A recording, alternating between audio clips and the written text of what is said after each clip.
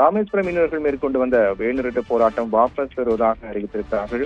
ராமேஸ்வரம் மீனவர்கள் தொடர்ச்சியாக இலங்கை கடற்படையால் கொடுமைக்குள்ளாவதாகவும் அதே போன்று எல்லை தாண்டி மீன் பிடிப்பதாக கூறி இலங்கை கடற்படையினர் இந்திய கடற்படை குறிப்பாக ராமேஸ்வரம் மீனவர்களை கைது செய்யக்கூடிய சம்பவம் என்பது அதிகரித்துக் கொண்டே வரக்கூடிய நிலையில் அதனை உடனடியாக தடுக்க மத்திய அரசு நடவடிக்கை எடுக்க வேண்டும் என்றும் அதற்கு மாநில அரசு அழுத்தம் கொடுக்க வேண்டும் என்றும் பல்வேறு கோரிக்கை முன்வைத்து ராமேஸ்வரம் மீனவர்கள் தொடர் வேலைநிறுத்த போராட்டத்தை மேற்கொண்டார்கள்.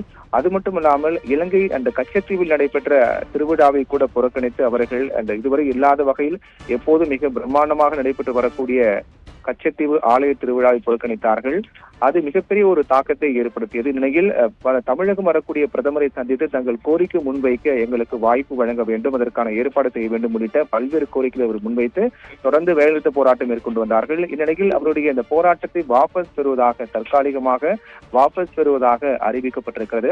குறிப்பாக இலங்கை சிறையில் உள்ள 5 ராமேஸ்வரம் மீனவர்களை விடுதலை செய்ய வேண்டும் என்று நேற்று காலை தொடங்கிய போராட்டத்தை வாபஸ் பெறுவதாக அறிவித்திருக்கிறார்கள். சட்டமன்ற உறுப்பினர் அங்கு சென்று பேச்சுவார்த்தை மேற்கொண்டார். அந்த பேச்சுவார்த்தை உடன்பாடு ஏற்பட்டதை அடுத்து வாபஸ் பெறுவதாக மீனவர்கள் அறிவித்திருக்கிறார்கள்.